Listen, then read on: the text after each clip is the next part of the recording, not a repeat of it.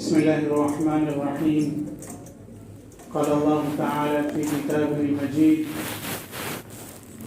خلق الإنسان ضعيفا. صدق الله العظيم. حضرات، اللہ تبارک و تعالیٰ نے اس کائنات کا نظام دن، سال اور مہینے کے حساب سے بنایا ہے،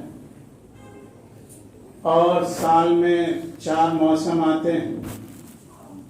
کبھی سردی کا موسم آتا ہے، کبھی گرمی کا، کبھی برسات کا اور کبھی بہار کا موسم آتا ہے.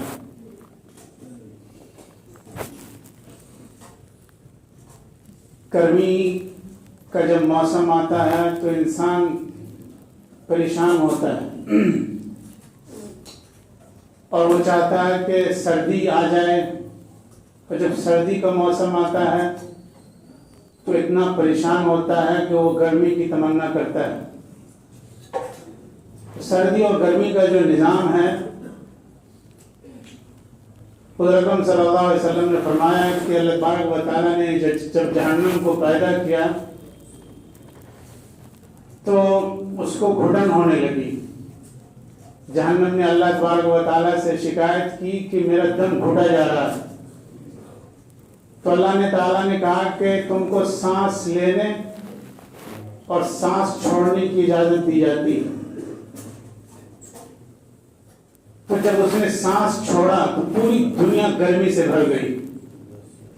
جہنم جب سانس چھوڑتی پوری دنیا گرمی سے پریشان ہو جاتی، اور ایک بار وہ سانس لیتی پوری دنیا کی گرمی کو وہ کھینچ لیتی ہے، اور پوری دنیا جو ہے وہ سردی میں سے کپ کپانے لگتی.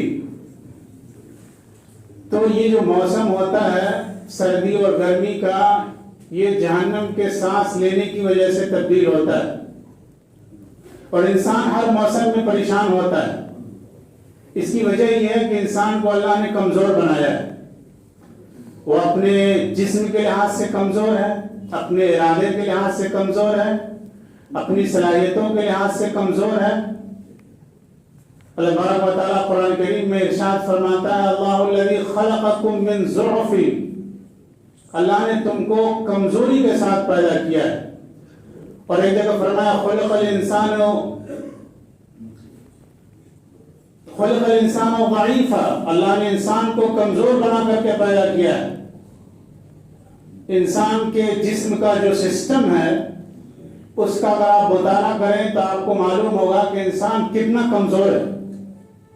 ڈاکٹر حضرات جانتے ہیں کہ انسان کے جسم کی ایک رگ جہاں ادھر سے ادھر ڈس بیلنس ہوتی ہے، انسان دھام سے زمین پہ آ جاتا ہے، وہ پیرالائز کا شکار ہو جاتا ہے، اس کا دماغ کام کرنا بند کر دیتا ہے، وہ چلنے پھرنے سے معذور ہو جاتا ہے، اس کی ایکٹیویٹی جو ہے وہ سب ختم ہو جاتی ہے.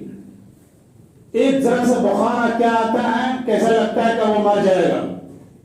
نزلہ زکام میں اتنا پریشان ہو جاتا ہے کہ بیان نہیں کیا جا سکتا. تو جب انسان بیمار ہوتا ہے اس وقت اس کو اپنی پریشانی کا احساس ہوتا ہے. لیکن اللہ تبارک و تعالیٰ نے انسان کا پورا نظام کمزوری کے ساتھ بنایا. اللہ الذی خلقکم من ضعف ثم جعل من بعد ضعف قوة. اللہ تبارک و تعالیٰ کمزوری کے بعد انسان کو تھوڑا سا طاقتور بناتا ہے. جب انسان جوانی کے مرحلے میں آتا ہے، پہلے بچہ ہوتا ہے تو بالکل کمزور چھوئی موئی ہوتا ہے، ایک جھونکا اس کو کہاں سے کہاں پہنچا دیتا ہے. پھر دھیرے دھیرے طاقت آتی ہے، جوان ہوتا ہے. یہ جو مرحلہ ہوتا ہے جوانی کا، یہ اس کی آزمائش کا مرحلہ ہوتا ہے، یہ اس کی طاقت کا مرحلہ ہوتا ہے. اس لیے اللہ تبارک و تعالیٰ کو سب سے زیادہ جوانی کی عبادت پسند ہے. اور قیامت کے دن خاص طور سے جوانی کے بارے میں پوچھا جائے گا. لا تزول قدم عبد حتى يسأل عن 40 عن عمري فيما أفناه وعن شبابي فيما أبلاه. قیامت کے دن انسان سے خاص طور سے جوانی کے بارے میں پوچھا جائے گا کہ اس نے جوانی کو کہاں لگایا اور کس چیز میں صرف کیا.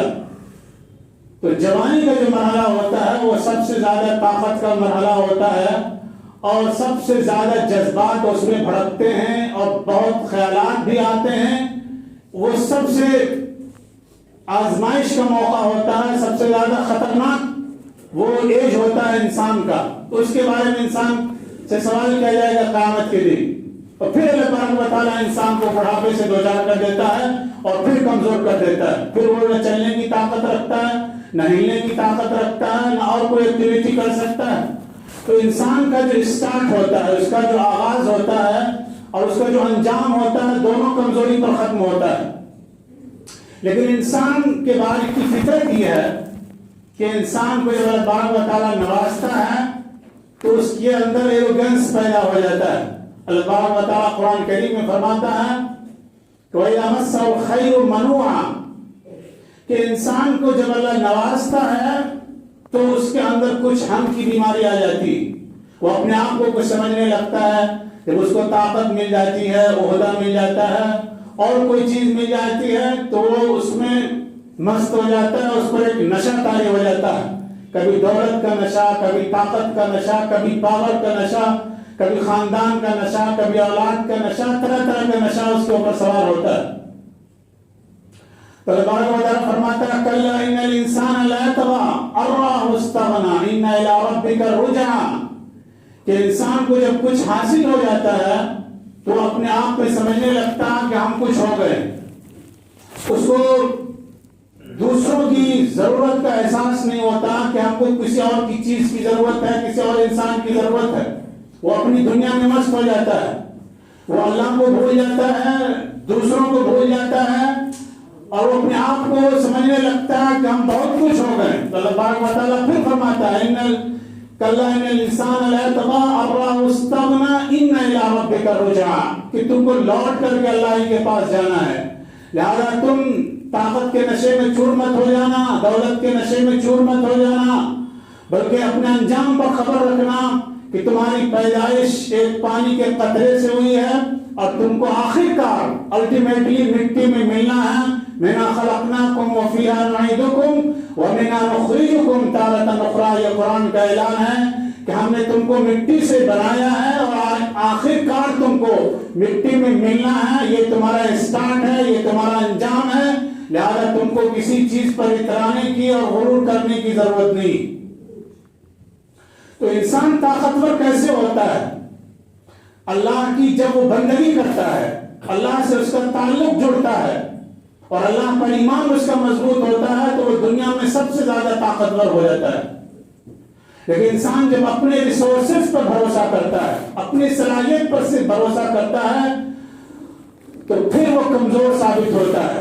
اس لیے انسان کو اللہ نے کمزور بنایا ہے اور یہ بھی اعلان کر دیا ہے کہ جو مجھ سے جڑ جائے گا اور جس کا مجھ سے تعلق ہو جائے گا تو وہ دنیا کا سب سے طاقتور انسان بن جائے گا. وَمَن يَتَوَكَّلْ عَلَى اللَّهِ فَهُوَ حَسْبُهُ, جو اللہ پر توکل کرتا ہے, اللہ پر بھروسہ رکھتا ہے تو اللہ تبارک و تعالیٰ اس کے لیے کافی ہو جاتا ہے. أَلَا إِنَّ أَوْلِيَاءَ اللَّهِ لَا خَوْفٌ عَلَيْهِمْ وَلَا هُمْ يَحْزَنُونَ الَّذِينَ آمَنُوا وَكَانُوا يَتَّقُونَ, کہ جو اللہ کے دوست ہوتے ہیں, جو تقوی والے ہوتے ہیں, ان کو کسی چیز کا غم نہیں ہوتا, ان کو کسی چیز کا ٹینشن نہیں ہوتا, ان کو کسی چیز کا ڈر نہیں ہوتا.